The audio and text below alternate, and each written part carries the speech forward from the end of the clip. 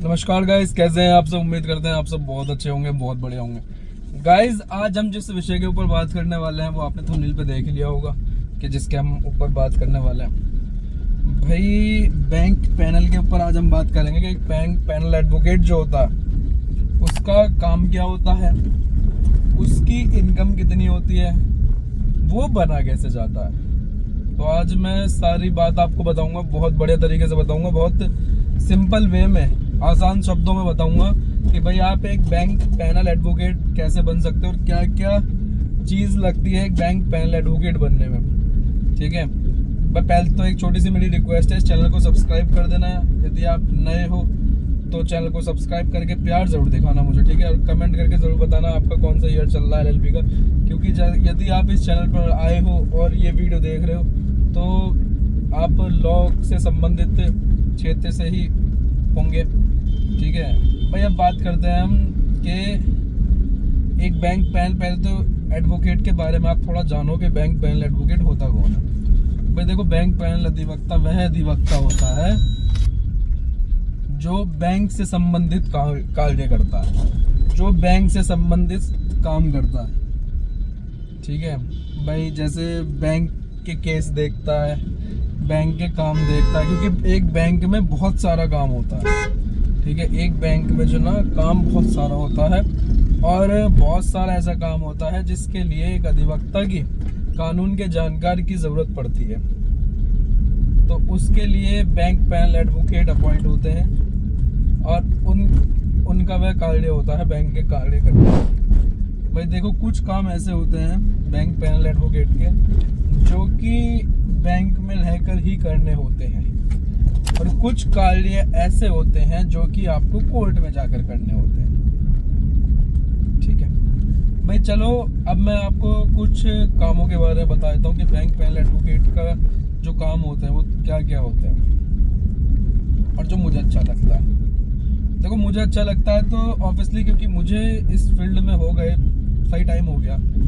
ठीक है भाई, 13-14 के समथिंग से हैं हम इसमें फील्ड में, तो बहुत टाइम हो गया।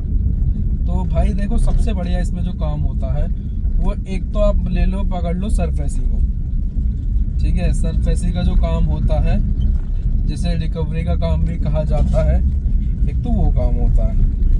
ठीक है, और जो दूसरा काम होता है केसीसी फाइल का। केसीसी फाइल भाई देखो, सरफेसी तो मेरी बातों में आपने बहुत बार सुना होगा, मेरी वीडियो में बहुत बार सुना होगा कि सरफेसी में यूं हो जाता है, सरफेसी में यूं हो जाता है, लेकिन आपने केसीसी का नाम बहुत कम सुना होगा। देखो, केसीसी का मतलब होता है किसान क्रेडिट कार्ड।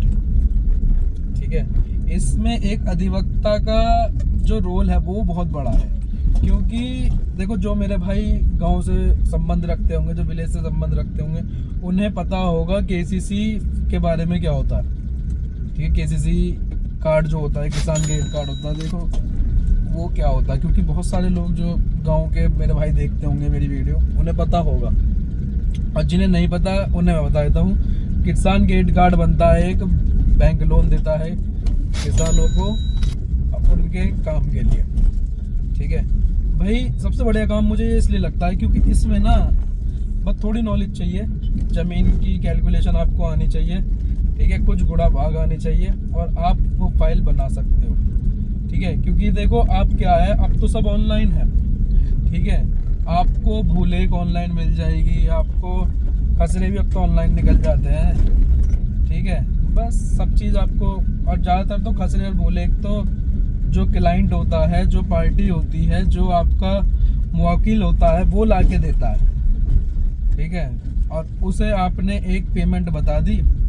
कुछ पेमेंट तो ऐसी होती है जो आपको ही बतानी होती है, कुछ ऐसी होती है जो बैंक से फिक्स होती है, क्योंकि बहुत सारे अब इन्होंने जो बैंक में कुछ ऐसा रूल लेकर आ गए हैं कि भाई उसमें क्या होता है, बैंक से फिक्स हो जाती है कि भाई आप एक फाइल पे 2000 रुपये ले सकते हैं, एक फाइल पे 2500 रुपये ले सकते हैं, एक फाइल पे 3000 रुपये ले सकते हैं। इस तरीके का जो कार्य है वो करने लगा है बैंक ही फिक्स कर देता है कि आपको इतनी फीस देनी है, इतनी फीस देनी है।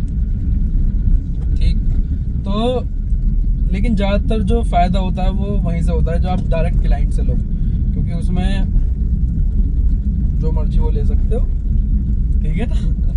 तो जो मर्जी वो ले सकते हो, उसमें 2000 3000 जैसा दाव बैठ जाए वो आपके ऊपर है, ठीक है। बस लेकिन ये है कि वो बैंक में शिकायत ना करे, वो आपका क्लाइंट जो है वो बैंक में शिकायत ना करे, बस इतना आपको देखना है, ठीक। गाइज देखो, बैंक पैनल एडवोकेट यदि आप बनना चाहते हो तो केसीसी के काम पे जरूर पकड़ बनाना, क्योंकि इसमें बहुत फ़ायदा होता है। ये चीज़ हो गई, तो मैंने आपको ये चीज़ें बता दी। अब इसमें इनकम की बात बताता हूँ। देखो मैं आपको, यदि आप सरफेसी का काम देखते हो तो उसमें आपको ये मान के चलो हर काम के लिए बैंक फीस देगा, ठीक है। आप उसमें सेक्शन 14 के लिए ऑर्डर करोगे, अप्लाई करोगे, उसके लिए आपकी फ़ीस तय होगी बैंक से। ऑर्डर हो जाएगा तो उसकी फ़ीस होगी, ड्राफ्टिंग की फ़ीस होगी। आपका जो कन्वेंस है, यदि आप डीएम साहब के ऑफिस भी जा रहे हैं उसके लिए भी फ़ीस बैंक पे करेगा आपको, ठीक है। आप एसएसपी साहब के ऑफिस में जा रहे हैं उसके लिए भी फ़ीस बैंक पे करेगा, ठीक है। ये चीज़ हो गई। तो उसमें भी मतलब ये मान के चलो बढ़िया इनकम है, क्योंकि इसमें ना एक कैलकुलेशन नहीं हो सकती, क्योंकि जितना काम होगा वो उतना ही आप पैसे लोगे। और देखो बहुत सारे मेरे वकील भाई ऐसे, हम भी हैं, हम औरों की बात नहीं, हम भी ऐसी हैं जो भाई 10 रुपये का काम होता है, हम 12-15 रुपये का बिल बेचते हैं, ठीक। तो उस तरीके से ही कमाई होती है। और देखो एक अधिवक्ता के लिए तो भाई रोज कुआं खोदना और पानी पीना है, तो ये चीज़ हो गई। लेकिन अगर आप केसीसी का काम करते हो तो इसमें ना आपकी जो इनकम का एक कैलकुलेशन है वो निकल के आ सकता है, क्योंकि इसमें ना आपकी जो इनकम बैठेगी वो फाइलों से बैठेगी। और फाइल यदि आपके पास देखो 5 आ गई, 10 आ गई, 15 आ गई, 20 आ गई, वो आपके ऊपर है कितनी फाइल आपके पास आती है, ठीक है। उसके हिसाब से काम होता है। अगर आपके पास ये मान के चलो एक दिन में यदि 2 फाइलें भी आ रही हैं, 2-2.5 हज़ार रुपये आप उनसे ले रहे हो, तो भी आपके 5-6 हज़ार रुपये दिन के हो रहे हैं। और अगर आप एक लड़का 10,000 या 12,000 रुपये में भी लड़का रख लोगे तो भी आपका बढ़िया औसत निकल के आ जाना है, ठीक है। तो ये हो गई इनकम की बात। तो इनकम आप समझ गए होंगे कितनी इनकम है, आप अपने आप कैलकुलेशन लगा लेना इस चीज़ की, ठीक है। अब मैं बात करता हूँ आप एक बैंक के पहले अधिवक्ता कैसे बन सकते हैं। देखो कुछ नहीं है, बस प्रैक्टिस का खेल है, ठीक है, बस नॉलेज का खेल है। इसमें जो मांगते हैं ये 5 साल मांगते हैं कि 5 साल की आपकी एक एडवोकेट के तौर पे आपकी प्रैक्टिस हो, ठीक है। किसी भी बार में हो कोई दिक्कत नहीं है। एक सीनियर एडवोकेट के पास आप प्रैक्टिस कर रहे हो पिछले 5 साल से, तभी आप अप्लाई कर सकते हैं, ठीक है। अप्लाई करने का मैं आपको सीधा सा रास्ता बताऊं। देखो तुम्हें भाई इसमें क्या होता है, हर बैंक में अपना अपना लीगल डिपार्टमेंट होता है। उस लीगल डिपार्टमेंट में एक ऑफिसर होते हैं जिनको कहा जाता है लॉ ऑफिसर। आपको उनसे मिलना है, लॉ ऑफिसर से मिलना है जाके, और लॉ ऑफिसर से सीधा सीधा बात करनी है, अपने प्रैक्टिस के लेटर के बारे में बताना है, उन्हें अपने प्रैक्टिस के बारे में बताना है, उनको अपने काम के बारे में बताना है। वो सब चीज़ आपको समझा देंगे, ठीक है। जो डॉक्यूमेंट वो मांगेंगे वो डॉक्यूमेंट आप दे देना, बस जय श्री राम, हो गया काम आपका। तो ये तरीका होता है बैंक के पैनल अधिवक्ता बनने का, ठीक है।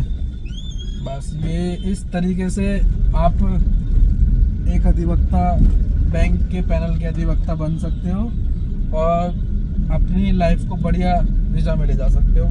लेकिन बस ये है थोड़ी नॉलेज और इकट्ठी करनी चाहिए। मैं तो सबसे बढ़िया बात ये जानता हूँ कि आपको मैंने एक रास्ता बता रहा हूँ कि भाई एक अधिवक्ता है। देखो वीडियो लंबी बने तो उसके लिए माफ़ी चाहूँगा, लेकिन वीडियो नॉलेज वाली बहुत बनेगी भाई। एक आपको मैंने रास्ता बता दिया कि एक लॉ ऑफिसर है, आप उनसे जाके मिल सकते हो, आप उनसे मिलो और काम हो जाएगा आपका। वो जो है आपको जो चीज़ पता भी नहीं होगी ना वो भी वो बता देंगे, बस और क्या चाहिए, ये चीज़ है। उम्मीद करता हूँ वीडियो आपको अच्छी लगी होगी। थोड़ी सी लंबी हो गई है उसके लिए माफ़ी चाहूँगा, और कमेंट करके आप ज़रूर बताइएगा मुझे कि वीडियो आपको कैसी लगी, ठीक है। थैंक यू सो मच, आपने इतना सुना उसके लिए मैं आभारी हूँ आपका, दिल से धन्यवाद आपका। बस चैनल को सब्सक्राइब करके प्यार ज़रूर दिखाइएगा। Thank you so much.